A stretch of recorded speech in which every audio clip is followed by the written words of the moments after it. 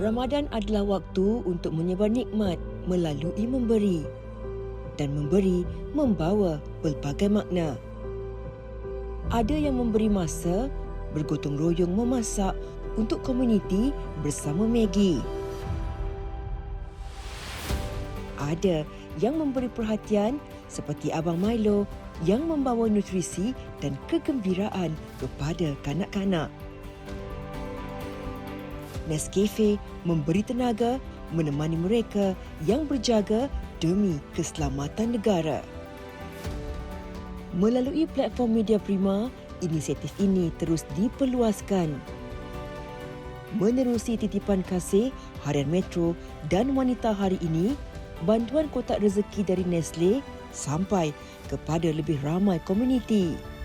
Kerana Ramadan lebih bermakna apabila dikongsi bersama. Di seluruh negara, usaha ini diteruskan melalui gerak kerja sukarelawan Nestle. Disusun secara terancang, bantuan disalurkan kepada mereka yang memerlukan di pelbagai lokasi. Usaha ini membuktikan bahawa apabila komuniti bersatu, tiada siapa yang tertinggal. Bersama rakan strategik seperti JAKIM, inisiatif Nestle ini diperluaskan dengan liputan yang lebih menyeluruh.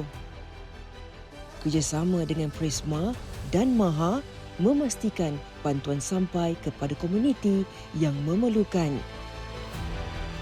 Ini kerana apabila kita berganding bahu, tiada siapa yang tertinggal. Ramadan penuh bermakna bersama Nestle.